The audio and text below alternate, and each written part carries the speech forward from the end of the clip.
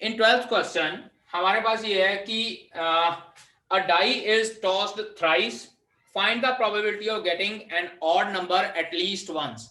हमारा डाइस जो है 3 बार थ्रो किया गया है और we have to find out the probability of getting an odd number at least once. Odd number को हम लोगों ने एक बार मिनिमम फाइंड आउट करना है और उस ऑड नंबर को फाइंड आउट करने की प्रोबेबिलिटी हम लोगों ने फाइंड आउट करनी है। ठीक है जी।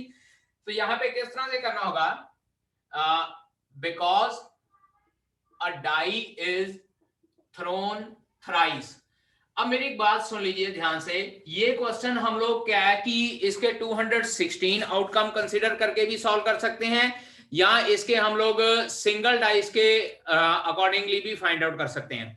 अगर हम लोग 216 आउटकम कंसीडर करते हैं तो देखिए किस तरह से करेगा, क्योंकि डाइस 3 बार थ्रो किया, it implies total number of outcomes, total number of outcomes is equals to 216 हो जाएगा।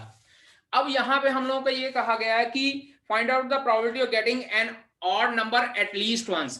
at least once का मतलब होता है कि कम से कम एक बार ऑड नंबर आ जाए, फिर 2 बार ऑड नंबर आ जाए, फिर 3 बार ऑड नंबर आ जाए। अब अगर एक बार ऑड नंबर लाना है, 2 बार ऑड नंबर लाना है और 3 बार ऑड नंबर लाना है, तो 216 जो है हम लोगों को आउटकम्स है वो सारी की सारी लिखनी पड़ेंगी और उसके accordingly we have to find out. तो उसको करने की बजाय हम लोग इतना ज्यादा करने की बजाय हम लोग लिख लेते हैं probability of at least one odd number, probability of at least one odd number is equals to 1 minus probability of no odd number, 1 minus probability of no odd number। ठीक है जी। अब यहां पे हमारे पास हो जाएगा 1 माइनस नो ऑड नंबर। अब देखिए बेटा, अब इसमें हमारे पास क्या हो जाएगा 1 माइनस 27 ओवर 216 आएगा। अब ये 27 ओवर 216 क्यों आएगा, क्योंकि हमारे पास 3 ऑड नंबर होते हैं। जब भी हम लोग डाइस थ्रो करते हैं 3 इवन नंबर होते हैं और 3 ऑड नंबर होते हैं, और तीनों बार ऑड नंबर ना आने की प्रोबेबिलिटी हम लोग इस तरह से कंसीडर कर लेंगे 3/6, 3/6 और 3/6। इसको इस तरह से लिखा जा सकता है, probability of no odd number is probability of odd number bar into probability of odd number, इसके ऊपर भी bar, into probability of odd number, इसके ऊपर भी हम लोग बार लिख देते हैं। तो यानी कि तीनों के तीनों बार हम लोग इस तरह से लिख सकते हैं 1 minus 3/6 into 3/6 into 3/6, that is 1 minus 27 over 216। ठीक है जी। 3 के टेबल पे या 9 के टेबल पे ये दोनों कैंसल आउट होते हैं, this will come out to be 3/8। तो आंसर हमारे पास कितना आ जाएगा, नहीं 3/8 नहीं, 9 2 जा 18, देन 3 6 9 4 जा, और अल्टीमेटली हमारे पास 1/8 आता है, कैंसल आउट हो गए। ठीक है जी। So 1 minus 1/8, so we are left with answer as 7/8। मतलब क्या है कि हम लोग इसको 2 बार मतलब लिखने की बजाय हर बार लिख लेते हैं कि तीनों में से किसी बार भी हमारे पास ऑड नंबर नहीं आया। ये बात याद रखिएगा, जब भी हम लोगों को इस तरह से एटलीस्ट फाइंड आउट करने के लिए आता है ना, एटलीस्ट में हम लोगों को तीनों केस कंसीडर करने पड़ते हैं कि एक बार ऑड नंबर आ गया, 2 बार ऑड नंबर आ गए या 3 बार ऑड नंबर आ गए। तो उन तीनों केसेस को रिमूव करने के लिए हम लोग सीधा लिख लेते हैं 1 में से कोई भी ऑड नंबर हमारे पास नहीं आया है। ठीक है जी। और ऑड नंबर ना आने की हम लोग प्रोबेबिलिटी इसमें से 1 में से माइनस कर देते हैं and we are left with at least 1 odd number. ठीक है जी। In 13th question, it is written that 2 balls are drawn at random with replacement from a box containing 10 black and 8 red balls। 10 black balls हैं हमारे पास और 8 red balls हैं। ठीक है जी। We are having 10 black and 8 red balls। 2 balls are drawn at random with replacement। बेटा इसको underline कर लीजिए with replacement, क्योंकि यहाँ विदाउट रिप्लेसमेंट नहीं है। सो फर्स्ट क्वेश्चन हम लोगों ने पहले यहाँ पे देख लेते हैं कि बोथ बॉल्स आर रेड। पहले प्रोबेबिलिटी ऑफ रेड बॉल निकाल लेते हैं। It comes out to be 8/18 यानी कि 4/9। और उसके बाद प्रोबेबिलिटी ऑफ ब्लैक बॉल हमारे पास कितनी हो जाएगी, 10/18, दैट इज 5/9। ठीक है जी। अब पहला पार्ट है both balls are drawn red, probability of both balls red. तो ये क्या हो जाएगा हमारे पास, this is equals to probability first red ball multiply by probability second red ball. मतलब क्या है कि दोनों बार हमारे पास रेड बॉल्स आ गई हैं and that comes out to be 4/9 multiply by 4/9 और आवर आंसर विल बी 16/81। ठीक है जी। अब सेकंड पार्ट ध्यान से देखिए, यहां पे लिखा हुआ है first ball is black and second is red. Probability first ball black and second ball red. तो अब की बार हमारे पास क्या हो जाएगा, फर्स्ट बॉल ब्लैक की प्रोबेबिलिटी हमारे पास आ जाती है 10/18 या सीधे लिख लेते हैं 5/9। ये हमारे पास ब्लैक बॉल की प्रोबेबिलिटी आ गई थी, फर्स्ट बॉल इज ब्लैक और second ball red, that is 4/9। तो ultimately our answer comes out to be 20/81। अब अगर थर्ड पॉइंट की बात करें तो थर्ड पॉइंट में लिखा one of them is black and other is red. Probability one black and other red ball. अब बेटा जी यहां पे हम लोगों को ये नहीं कहा गया कि पहली बॉल ब्लैक थी या पहली बॉल रेड थी, हम लोगों को सिर्फ ये कहा गया कि एक बॉल ब्लैक आई है और एक बॉल रेड आई है। अब इसको किस तरह से सॉल्व करना है, देखें हम लोग इस तरह से कंसिडर कर लेते हैं कि पहली बॉल ब्लैक आ गई, दूसरी बॉल रेड आ गई है, या पहली बॉल रेड आई है और दूसरी बॉल ब्लैक आई है। तो इसको हम लोग इस तरह से करते हैं कि first ball is black second ball is red और first ball is red second ball is black. और जब हम लोगों ने और का वर्ड यूज करना है तो याद रखिए हम लोगों ने प्लस का साइन लगाना है। जैसे परम्यूटेशन कॉम्बिनेशन के केस में हम लोग क्या करते थे, प्रिंसिपल ऑफ एसोसिएशन के अकॉर्डिंगली अगर हमारे पास आइदर और केस आ जाता है then we will apply plus sign. अब यहाँ पे इस तरह से प्लस का साइन लगा के हम लोग ये सारी वैल्यूज पुट करते हैं, it will come out to be 5/9 multiply by 4/9 plus 4/9 multiply by 5/9। और इसको हम लोग इस तरह से भी लिख सकते हैं 2 मल्टीप्लाई बाय 5/9 इंटू 4/9। अगर आप लोगों को ये समझ नहीं लगता तो डायरेक्टली इसको सॉल्व करके हम लोग फर्दर सॉल्व कर सकते हैं। So our answer comes out to be 40/81 in this case. अब यहाँ पे ध्यान दीजिए क्योंकि यहाँ पे हम लोग को ये कुछ नहीं कहा कि पहली बॉल कौन सी आई थी और दूसरी बॉल कौन सी आई थी, तो हम लोगों को दोनों केसेस कंसिडर करने पड़ेंगे कि मान लीजिए पहली बॉल ब्लैक है दूसरी रेड है, या पहली बॉल रेड है और दूसरी बॉल ब्लैक है। ओके 14 क्वेश्चन बेटा जी इंपॉर्टेंट क्वेश्चन है, इसको 3 मार्क्स के लिए ये क्वेश्चन काफी इंपॉर्टेंट है।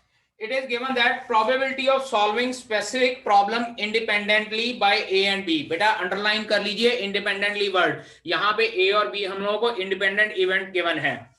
Probability of solving independently by A is equals to 1/2 and probability of B is equals to 1/3। साथ में लिख लीजिएगा here capital A and capital B are independent events। कल बताया था मैंने पिछले लेक्चर में इंडिपेंडेंट इवेंट कौन से होते हैं, ठीक है जी। अब इंडिपेंडेंट इवेंट है तो इसका मतलब हो जाएगा probability of A intersection B क्या हो जाएगी, probability of A into probability of B. It implies probability of A intersection B will be equals to probability of A into probability of B and this will be equals to 1/2 multiply by 1/3 that is 1/6 होनी चाहिए। अब बात करते हैं आगे, if both try to solve the problem independently find the probability that the problem is solved। ठीक है जी। अब if पहला case, if both tries to solve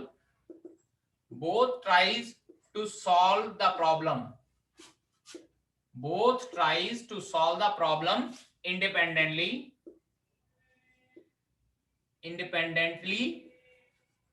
the problem is solved, the problem is solve. और बेटा जी अगर problem solve हो गई तो it implies we need to find out probability of A union B.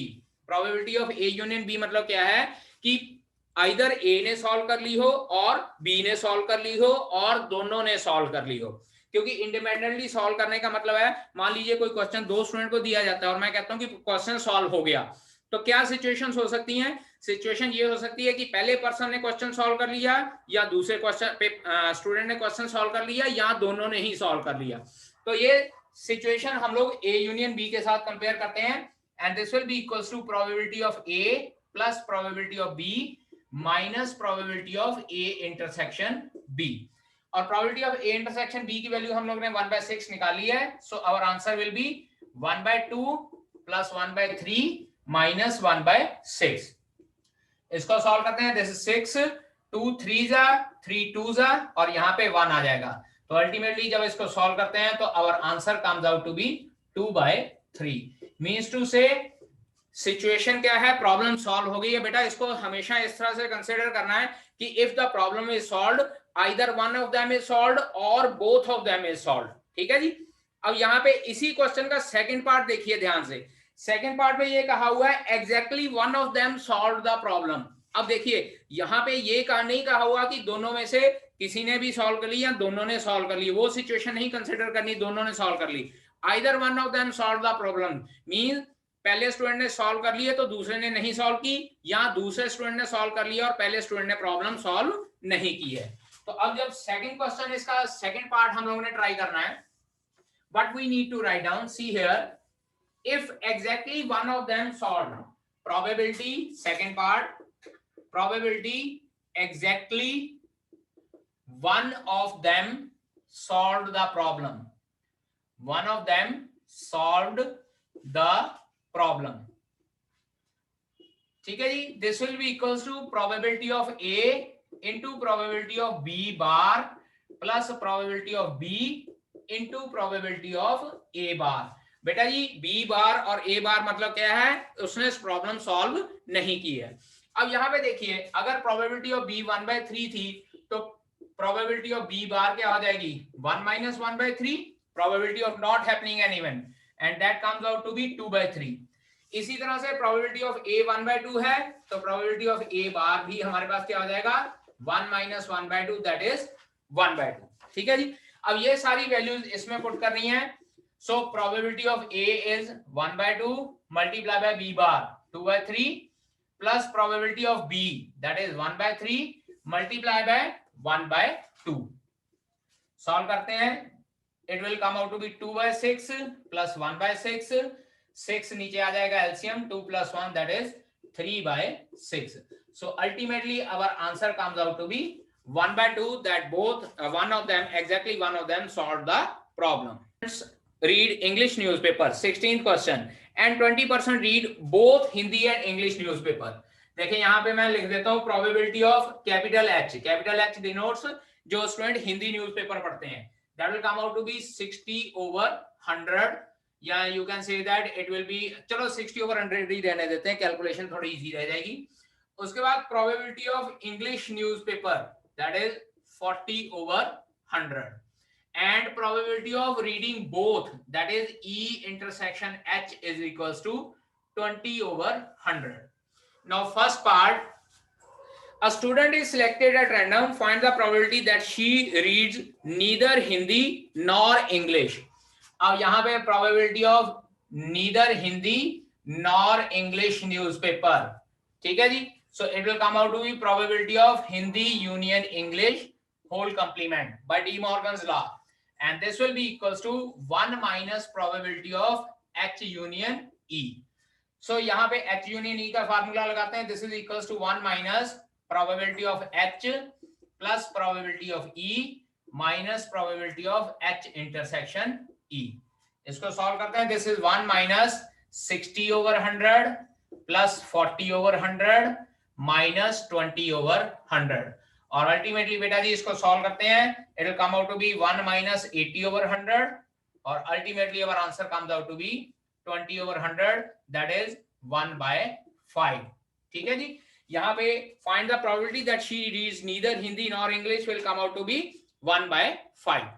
अब इसके बाद सेकंड है, if she reads Hindi newspaper find the probability that she reads English newspaper. अब उधर जी वो कंडीशनल प्रोबेबिलिटी आ गई. सेकेंड पार्ट क्या है, if she reads Hindi newspaper find the probability that she reads English newspaper. मतलब probability of E/H find out करना है. हिंदी का न्यूज़पेपर ऑलरेडी पढ़ रही है, we need to find out the probability of English newspaper. So it will be E intersection H divided by probability of H. और our answer for this is 20/100 divided by 60/100. ये 100 और 100 cancel out हो जाएगा. Answer comes out to be 1/3. और इसके बाद अगर C part, she reads English newspaper, बेटा जी अब की बार थर्ड पार्ट में वो इंग्लिश न्यूज़पेपर ऑलरेडी पढ़ रही है, find the probability that she reads also Hindi newspaper. तो अब की बार यहाँ पे क्या हो जाएगा, H ओवर E। तो H ओवर E फिर से वही formula, E intersection H divided by probability of E। ठीक है, वैल्यू पुट करते हैं, 20 over 100 over English newspaper is 40 over 100. So our answer comes out to be 1/2 in this case, because 100 और 100 cancel out हो जाएगा और जो 20 over 40 है that is 1/2। ठीक है स्टूडेंट्स, नोट कीजिए इसको। Let us consider मेरे पास एक बैग 1 है और एक बैग 2 है। बैग 1 में मेरे पास 6 रेड बॉल्स हैं और 4 व्हाइट बॉल्स हैं। बैग 2 में मेरे पास 5 रेड बॉल्स हैं और बैग 2 में 5 व्हाइट बॉल्स हैं। ठीक है जी, क्वेश्चन मुझे कहा गया है what is the probability of drawing white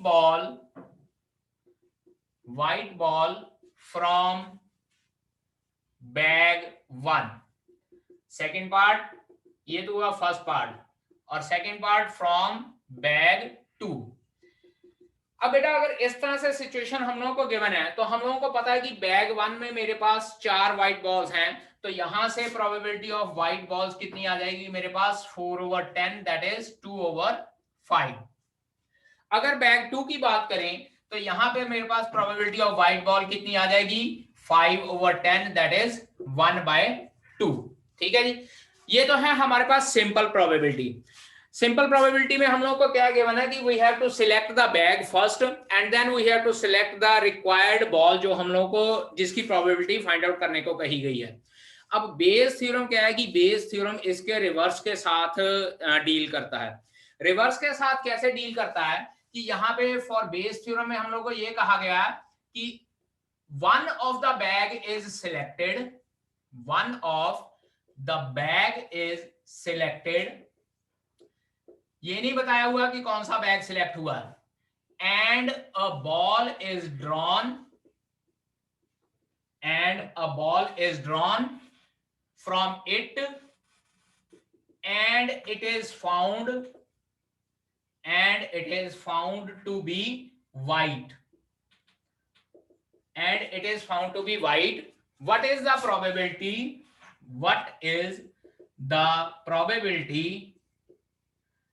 that it is selected from bag 2? Second bag से सिलेक्ट होने की प्रोबेबिलिटी क्या है? क्वेश्चन देखिए, जो क्वेश्चन यहाँ पे मैंने जो एग्जांपल दिया है इसका बिल्कुल ही रिवर्स है। एग्जांपल में मैंने कहा था कि फर्स्ट बैग इज सिलेक्टेड तो व्हाइट बॉल की प्रोबेबिलिटी निकाल ली, यहाँ सेकंड बैग इज सिलेक्टेड तो व्हाइट बॉल की प्रोबेबिलिटी निकाल ली। लेकिन अब इस क्वेश्चन में ये कहा हुआ है कि दोनों में से कोई एक बैग सिलेक्ट हुआ था और उसमें से एक बॉल निकाली, और वो बॉल जब निकाली तो देखा कि वो व्हाइट कलर की बॉल है। Then what is the probability that this ball was drawn from? Okay, मतलब क्या है कि बेस थ्योरम जो हमारा जो इवेंट है उसके रिवर्स के साथ एक्ट करता है। रिवर्स के साथ एक्ट करता है कि मतलब हम लोगों को यहाँ पे बॉल गिवन है, देखिए थोड़ी सी कंडीशनल प्रोबेबिलिटी भी है। कंडीशनल प्रोबेबिलिटी है कि हमारी व्हाइट बॉल निकल चुकी है। अब इसके अकॉर्डिंगली हम लोगों ने बैग सिलेक्ट करना है कि कौन से बैग में से हमारे पास जो ये व्हाइट बॉल निकली थी, फर्स्ट बैग या सेकंड बैग। लेकिन यहाँ पे कंडीशन ये भी दी हुई है कि सेकंड बैग में से व्हाइट बॉल निकलने की प्रोबेबिलिटी निकालनी है। ठीक है जी, so this is Bayes theorem जो हमारे पास आती है, that Bayes theorem act with the reverse probability, you can say that कि जो इवेंट हुआ है उसकी रिवर्स प्रोबेबिलिटी के साथ एक्ट करती है। ठीक है जी, टू अंडरस्टैंड द क्वेश्चन या to solve the question based on Bayes theorem, सबसे पहले हम लोगों ने एक चीज पढ़नी है, थ्योरम ऑन टोटल प्रोबेबिलिटी। ठीक है जी, थ्योरम ऑन टोटल प्रोबेबिलिटी क्या कहता है बेटा कि हमारे पास लेट अस सपोज कि एक सैंपल स्पेस है। सैंपल स्पेस को इस तरह से मैं वेन डायग्राम के अकॉर्डिंगली बता रहा हूं। इसमें हमारे पास डिफरेंट इवेंट्स हैं। Let us consider this is event E1, this is event E2, this is event E3, this is event E4 and similarly this is E5, and E6 and so on E7। मतलब क्या है कि किसी भी sample space को हम लोग capital E जो सैंपल स्पेस है सारा का सारा वो कंसिडर कर लेते हैं। इसको हम लोग डिफरेंट इवेंट्स में डिवाइड करते हैं और ये डिफरेंट इवेंट्स इस तरह से डिवाइड करने हैं so that E1 union E2 union E3 and so on union En it will become equals to sample space। ये सारे इवेंट्स का यूनियन सैंपल स्पेस होना चाहिए as well as E1 intersection E2 is equals to phi, E2 intersection E3 is equals to phi and so on। means to say that the E1 E2 E3 and so on En are pairwise disjoint।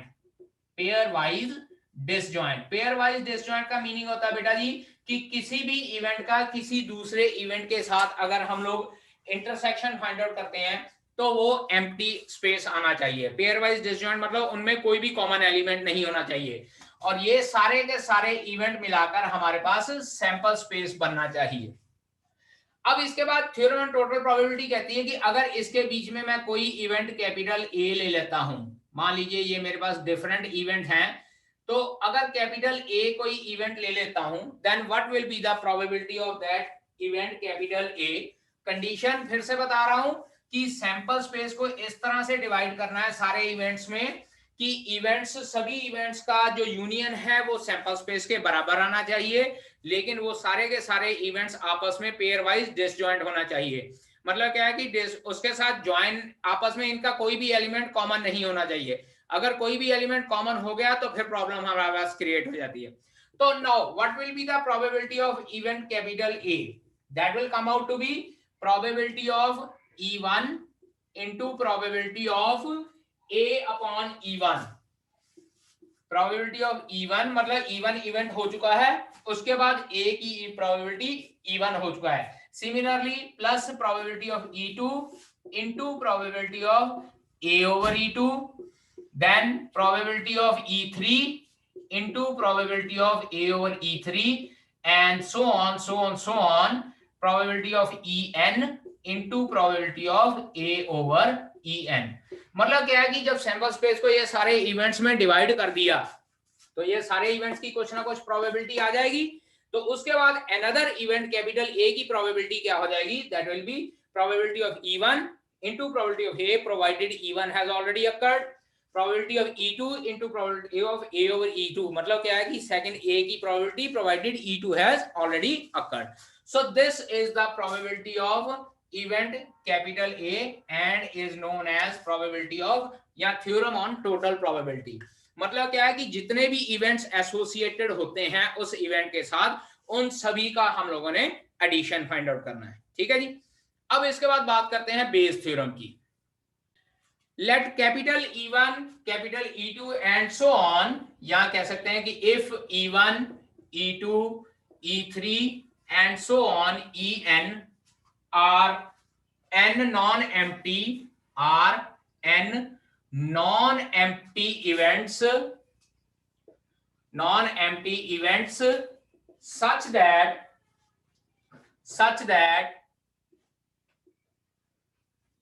E1 union E2 union E3 and so on union En is equals to capital S, where capital S is sample space, and E1 comma E2 comma E3 and so on En are pairwise disjoint means to say कि कोई भी event का किसी दूसरे event के साथ अगर हम लोग इंटरसेक्शन फाइंड आउट करें तो वो फाई आता है, and capital A is any other event of non-zero probability